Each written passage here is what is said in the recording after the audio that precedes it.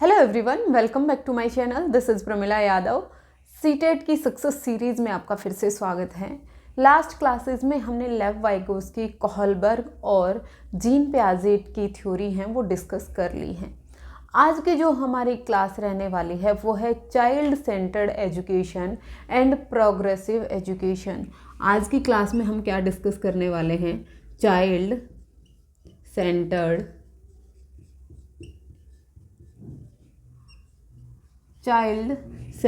Education. Child centred education का मतलब क्या है? बाल केंद्रित शिक्षा। यहाँ पर जो केंद्र में है वो कौन रहेगा? बालक रहेगा।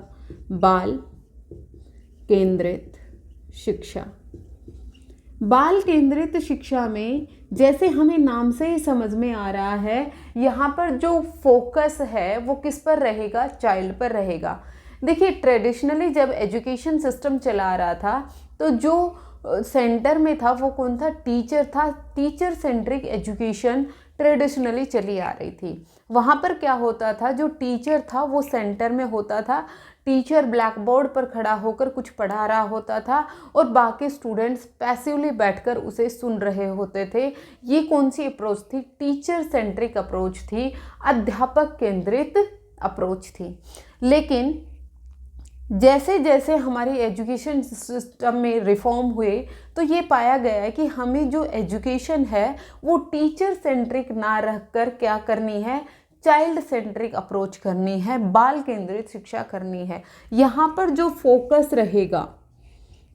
रहेगा वो किस पर रहेगा? वो चाइल्ड पर रहेगा, स्टूडेंट पर रहेगा। चाइल्ड है वो इम्पोर्टेंट होता है। देखिए, ये हम जानते हैं कि हर एक बच्चे का जो सीखने का तरीका है वो अलग अलग होता है, क्योंकि इंडिविजुअल डिफरेंसेस पाए जाते हैं। क्या पाए जाते हैं? इंडिविजुअल डिफरेंसेस पाए जाते हैं, व्यक्तिगत विभिन्नताएं पाई जाती हैं। व्यक्तिगत विभिन्नताएं पाने का जो आधार है वो क्या क्या हो सकता है? उनका फिजिकल अपीयरेंस हो सकता है, उनकी जो शारीरिक दिखावा है, शारीरिक रूप से जिस तरह से वो दिखते हैं उस तरह से वो अलग हो सकते हैं। उनकी मैच्योरेशन का जो लेवल है वो डिफरेंट हो सकता है। उनमें जो परिपक्वता है, किसी बच्चे में परिपक्वता है वो पहले आ जाती है, किसी बच्चे में बाद में आती है। मैच्योरेशन का लेवल अलग अलग हो सकता है। उनका जो सोशियो इकोनॉमिक स्टेटस है वो अलग अलग हो सकता है। किसकी बात कर रहे हैं हम? Socio economic status. Socio economic status का क्या मतलब हो गया? जो उसका सामाजिक स्टेटस है वो अलग हो सकता है, उसका आर्थिक जो स्तर है वो अलग अलग हो सकता है।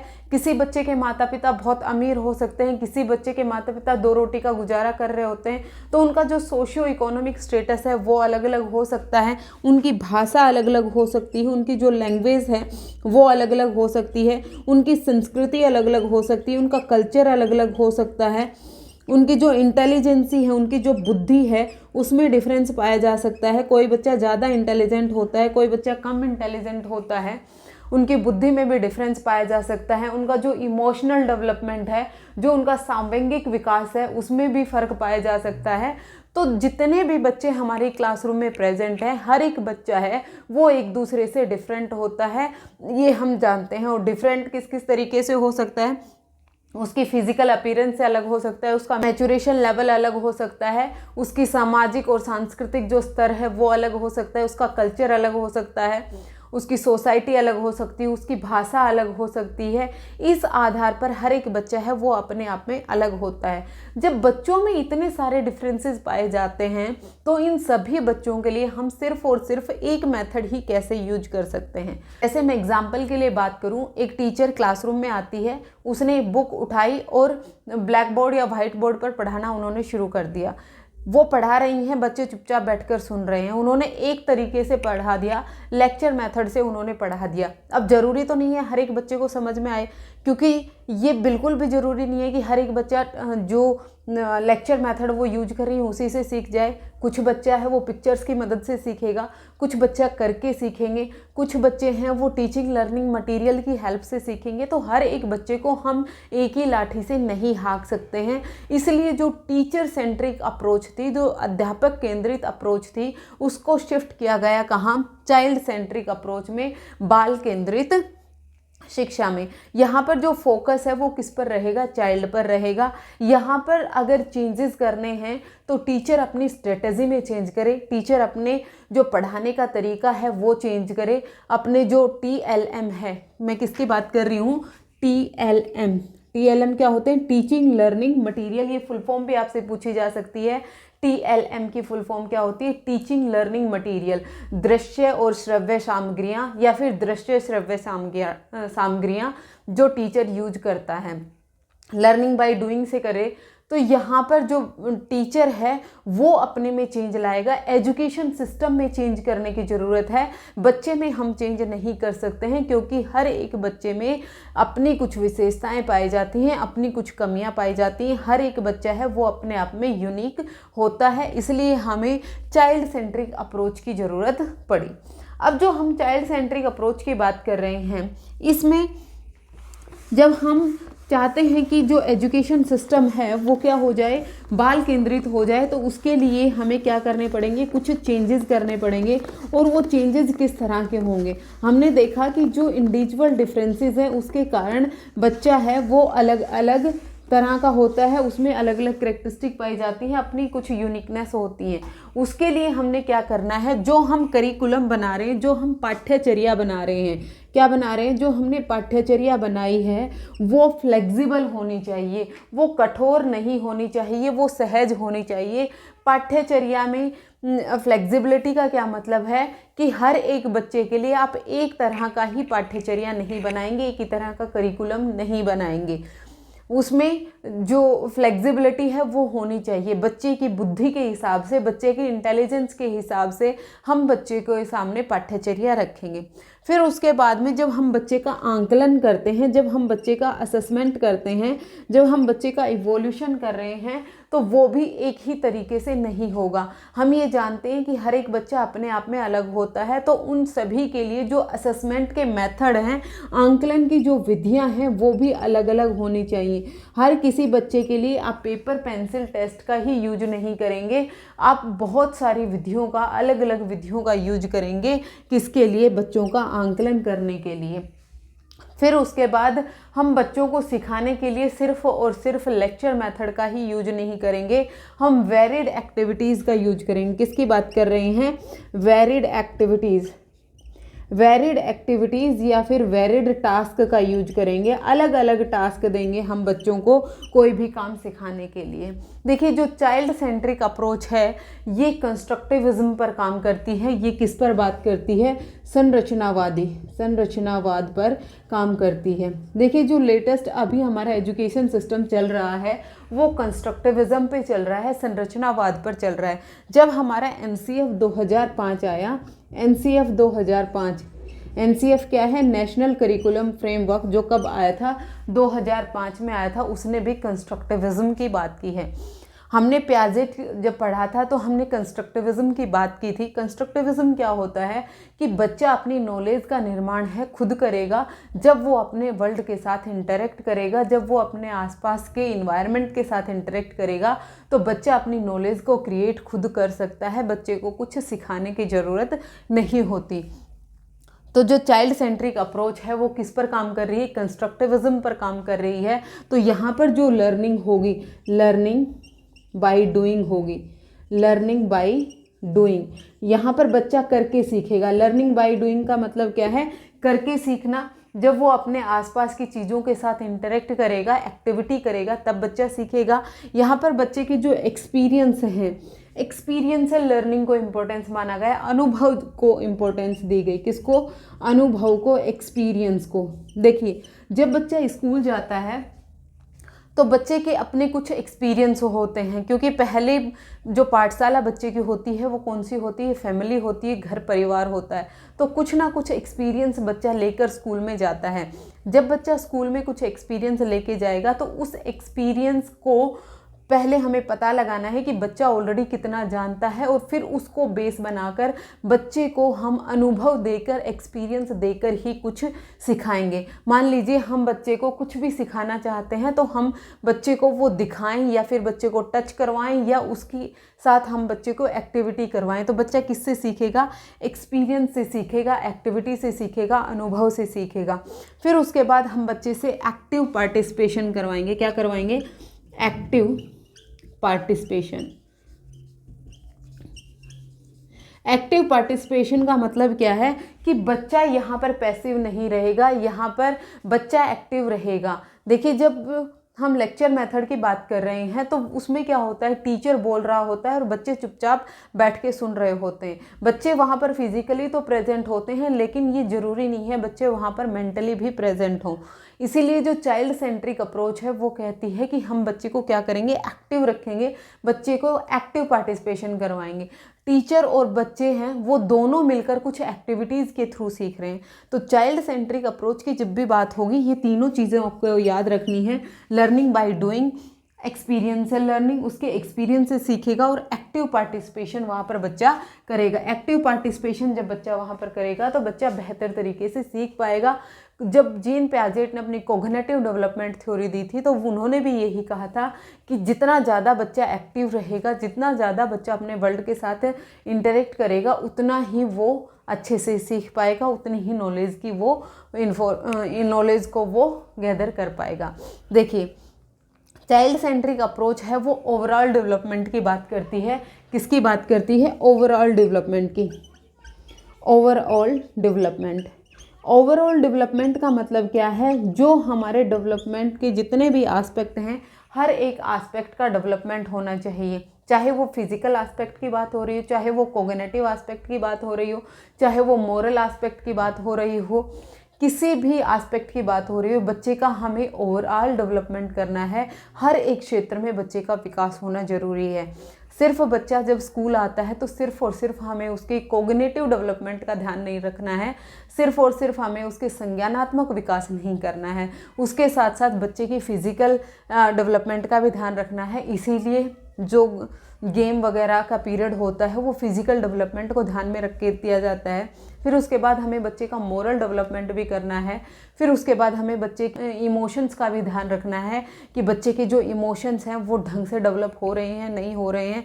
बच्चे को कोई इमोशनल सपोर्ट की तो ज़रूरत नहीं है। बच्चे का हमें सामाजिक विकास भी करना है, सोशल डेवलपमेंट भी करना है। तो हमें बच्चे के जो डेवलपमेंट में सिर्फ और सिर्फ एक ही क्षेत्र का ध्यान नहीं रखना, बल्कि सभी क्षेत्रों का ध्यान रखना है, तभी बच्चे का ओवरऑल डेवलपमेंट हो पाएगा।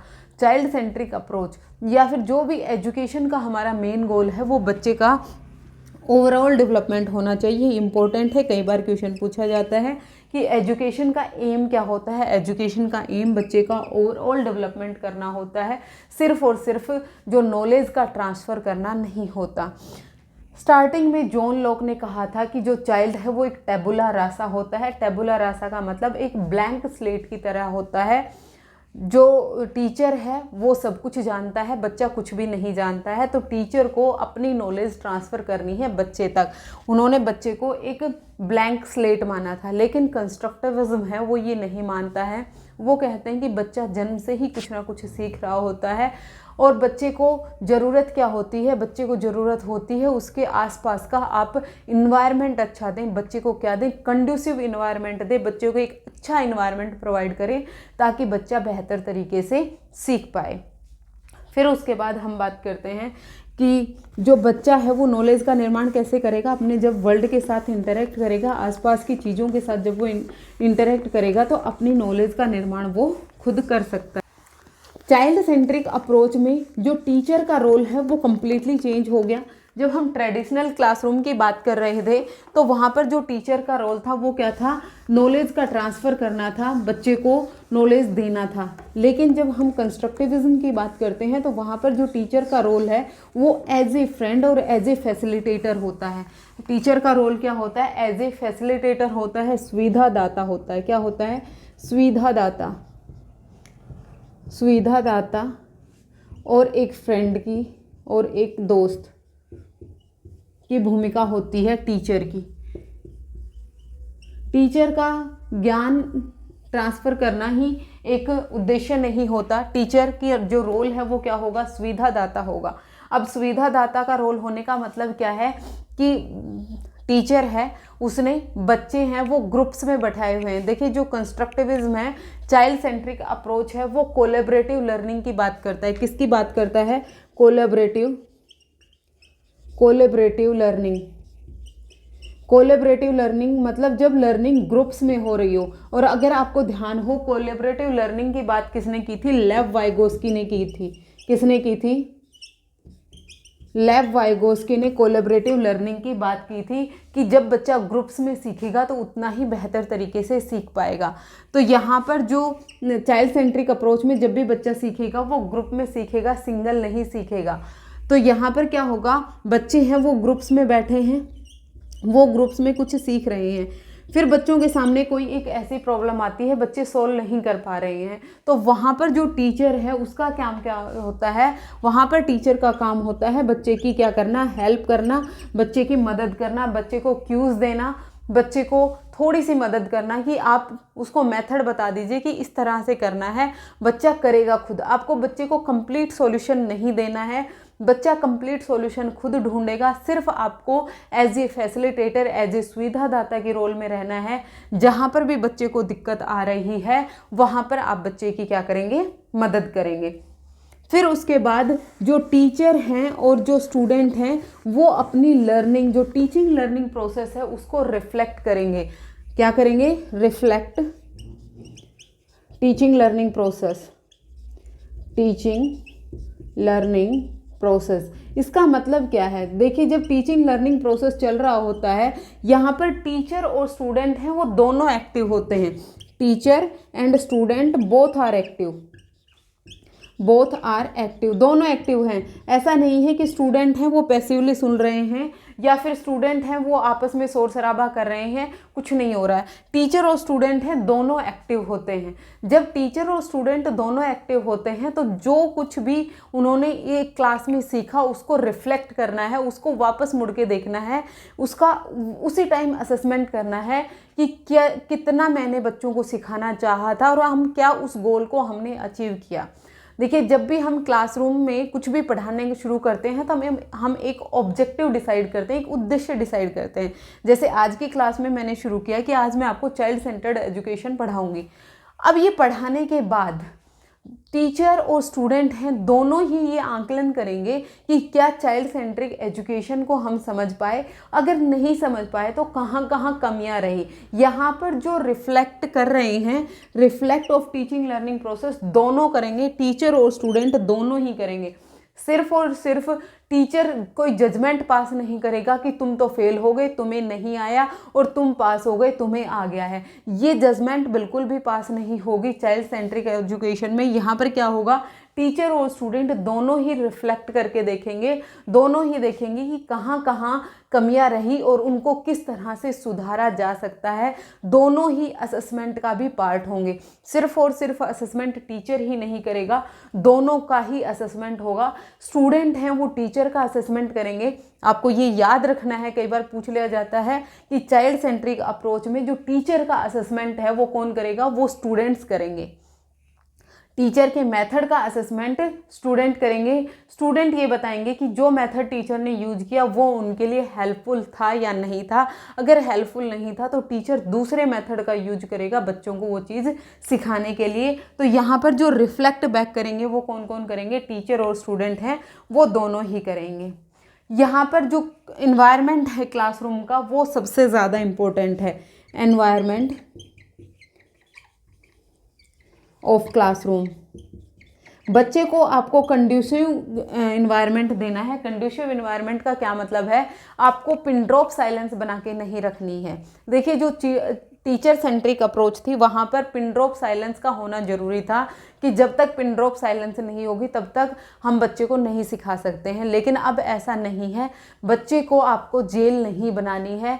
जो आपका क्लासरूम का एनवायरनमेंट रहेगा वो कैसा रहेगा, डेमोक्रेटिक रहेगा, लोकतांत्रिक रहेगा। कैसा रहेगा, लोकतांत्रिक रहेगा। लोकतांत्रिक का मतलब क्या है, वहाँ पर सभी को अपनी बात रखने का अधिकार होगा, सिर्फ और सिर्फ टीचर जो बोलेगा वो नहीं सुनना है, सभी अपनी बात रख सकते हैं। ऑटोक्रेटिक ना होकर कौन सा होगा, डेमोक्रेटिक होगा। तो अगर कोई आपसे पूछ ले चाइल्ड सेंट्रिक अप्रोच में जो क्लासरूम का जो एनवायरनमेंट है वो कैसा होगा, वो डेमोक्रेटिक होगा, लोकतांत्रिक होगा। वहाँ पर जो टीचर और स्टूडेंट हैं वो सभी खुलकर अपनी बात रख सकते हैं। कंडीशिव एनवायरनमेंट का मतलब क्या है, जो एनवायरनमेंट है वो जॉयफुल होना चाहिए, चीयरफुल होना चाहिए। जो स्टूडेंट्स हैं वो एक्टिवली पार्टिसिपेट कर रहे हों, वो ग्रुप्स में सीख रहे हों। पिन ड्रॉप साइलेंस का होना बिल्कुल भी ज़रूरी नहीं है। फिर उसके बाद हम बात करते हैं कि बच्चे कैसे सीखते हैं। हमें बच्चों के इंडिविजुअल डिफरेंसेस का पता लग गया है कि बच्चे हैं उनमें इंडिविजुअल डिफरेंसेस पाए जाते हैं, व्यक्तिगत विभिन्नताएं पाई जाती हैं। हर एक बच्चे का जो सीखने का तरीका है वो अलग अलग होता है। हर एक बच्चे की जो मैच्योरेशन लेवल है वो अलग अलग होता है। तो जब हम प्याजेट पढ़ रहे थे तो हमने देखा था कि जब बच्चे सीखते हैं तो वो कैसे सीखते हैं। बच्चे मूर्त से अमूर्त की तरफ जाते हैं, मूर्त से अमूर्त।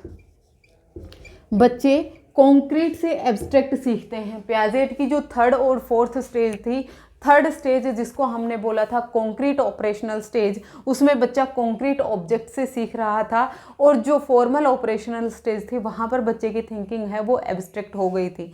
मतलब बच्चे को पहले हम कुछ भी सिखाएंगे तो बच्चे के सामने हम वस्तुओं को लेके आएंगे, बच्चे को उसे टच करवाएंगे, फील करवाएंगे, बच्चे के सामने मूर्त चीज़ें रखेंगे, कॉन्क्रीट ऑब्जेक्ट रखेंगे, तब बच्चा उससे सीखेगा। और फिर उसके बाद हम बच्चे में कहाँ जाएंगे, अमूर्त चीज़ें सिखाएंगे, एब्स्ट्रैक्ट थिंकिंग के ऊपर जाएंगे। फिर उसके बाद हम बात करें कि बच्चा है पहले स्पेसिफिक से जनरल की तरफ जाता है, स्पेसिफिक टू जनरल। यही अप्रोच होनी चाहिए टीचर की। पहले विशिष्ट चीज़ें सिखाएंगे बच्चे को, फिर सामान्य की तरफ जाएंगे। पहले आप बच्चे को उदाहरण देंगे, फिर आप बच्चे को नियम की तरफ लेके जाएंगे। पहले आप बच्चे को उदाहरण से सिखाएंगे, उदाहरण से नियम की तरफ जाएंगे। ये सब जो हमारी चाइल्ड सेंट्रिक अप्रोच है उसके कुछ नियम है। हम बच्चे को TLM की मदद से सिखाएंगे, टीचिंग लर्निंग मटेरियल का यूज करेंगे। जहाँ पर भी दृश्य सामग्रियों की ज़रूरत है, जहाँ पर भी विजुअल एड्स की ज़रूरत है, वहाँ पर हम विजुअल एड्स का यूज करेंगे। जहाँ पर ऑडियो एड्स की ज़रूरत है, जहाँ पर श्रव्य सामग्री की ज़रूरत है, वहाँ पर वो यूज करेंगे। जहाँ पर ऑडियो और विजुअल दोनों की ज़रूरत है, वहाँ पर हम उस तरह की सामग्री का यूज करेंगे। फिर उसके बाद हम बात करें कि जितना ज़्यादा हम बच्चे को इंटरेक्शन करवाएंगे, जितना ज़्यादा हम वर्ल्ड के साथ बच्चे का इंटरेक्शन कराएंगे, बच्चा अपनी नॉलेज का निर्माण उतने ही बेहतर तरीके से कर पाएगा। ये है चाइल्ड सेंट्रिक अप्रोच। यहाँ पर हमें क्या करना है, हमें बच्चे का ओवरऑल डेवलपमेंट करना है। ओवरऑल डेवलपमेंट का मतलब क्या है, हर एक एस्पेक्ट का डेवलपमेंट करना है, चाहे वो शारीरिक विकास हो, चाहे वो नैतिक विकास हो, चाहे वो सामाजिक विकास हो, चाहे वो संवेगात्मक विकास हो, किसी भी तरह का विकास हो। हमें बच्चे के हर एक प्रकार के विकास का ध्यान रखना है, सिर्फ और सिर्फ संज्ञानात्मक विकास का ध्यान नहीं रखना है। दूसरी बात, जो एजुकेशन का मेन गोल है वो सिर्फ और सिर्फ नॉलेज का ट्रांसफ़र करना नहीं है। यहाँ पर क्या है, बच्चे का ओवरऑल डेवलपमेंट है। फिर उसके बाद हम बात करें कि जो चाइल्ड सेंट्रिक अप्रोच है वो कंस्ट्रक्टिविज्म, संरचनावाद पर काम करती है। संरचनावादी कहते हैं कि बच्चे को जितना ज़्यादा आप उसके वर्ल्ड के साथ इंटरेक्ट करवाएंगे उतना ही ज़्यादा बच्चा अपनी नॉलेज का निर्माण कर सकता है। यहाँ पर बच्चा करके सीखेगा, लर्निंग बाय डूइंग करेगा, एक्सपीरियंस से सीखेगा, अनुभव से सीखेगा और एक्टिव पार्टिसिपेशन से सीखेगा। वो निरंतर उसमें सक्रिय रहेगा, तभी बच्चा सीख पाएगा। फिर उसके बाद हम बात करें कि जो चाइल्ड सेंट्रिक अप्रोच है, यहाँ पर जो करिकुलम है, जो पाठ्यचर्या है, उसको हमें फ्लेक्सिबल रखना है। उसमें हमें चेंज के जो चांसेस हैं उनको हमें बनाए रखना है। फिर उसके बाद जो टीचिंग लर्निंग मेथड्स का हम यूज कर रहे हैं वो हमारे अलग अलग होने चाहिए। एक ही मेथड से हम बच्चे को नहीं सिखाएंगे, एक ही एक्टिविटी से नहीं सिखाएंगे, हम डिफरेंट एक्टिविटी से बच्चे को सिखाएंगे। फिर उसके बाद जो असेसमेंट का मेथड है, जो आंकलन का मेथड है, वो भी एक ही नहीं रखेंगे, वो भी अलग अलग रखेंगे। हमें एक ही लाठी से हर एक बच्चे को नहीं हाँकना है, हमें डिफ्रेंशिएटेड जो इंस्ट्रक्शन है उसका प्रयोग करना है। डिफ्रेंशिएटेड इंस्ट्रक्शन का मतलब क्या है कि हर एक बच्चे का सीखने का तरीका अलग है, तो जो इंस्ट्रक्शन का तरीका है वो भी हमें अलग रखना है। यहाँ पर बच्चे कंफ्यूज हो जाते हैं, उनको लगता है कि सभी बच्चों के लिए हमें एक ही तरह की इंस्ट्रक्शन का यूज करना चाहिए। हमें डिफ्रेंशिएटेड इंस्ट्रक्शन का यूज करना है चाइल्ड सेंट्रिक अप्रोच में। चाइल्ड सेंट्रिक अप्रोच में चाइल्ड है वो फोकस में रहेगा, टीचर है उसका फोकस नहीं रहेगा। अगर कोई बच्चा फेल होता है तो वो फेलियर बच्चे के कारण नहीं है, आप बच्चे को नहीं सिखा पाए इसके कारण बच्चा फेल हुआ है। तो यहाँ पर जो सेंटर में है वो कौन है? बच्चा सेंटर में है। बच्चे के एटीट्यूड क्या है, बच्चे का दृष्टिकोण क्या है, बच्चे के इंटरेस्ट क्या हैं, बच्चे की रुचियाँ क्या हैं, बच्चे का सोशियो इकोनॉमिक स्टेटस क्या है, बच्चे का जो कल्चर क्या है, बच्चे की भाषा क्या है, इन सब चीज़ों को ध्यान में रख के हमें बच्चे को एजुकेट करना है। और यहाँ पर जो टीचर का रोल है वो क्या होता है? फैसिलिटेटर का होता है, सुविधादाता का होता है। एनसीएफ 2005 में भी टीचर का रोल है वो एज ए फैसिलिटेटर होता है, एज ए सुविधादाता होता है। ये थी हमारी चाइल्ड सेंट्रिक एजुकेशन, बाल केंद्रित शिक्षा। होपफुली आपको बाल केंद्रित शिक्षा में अभी कोई भी डाउट नहीं रहा होगा। मिलते हैं नेक्स्ट क्लास में फिर से। Thank you very much.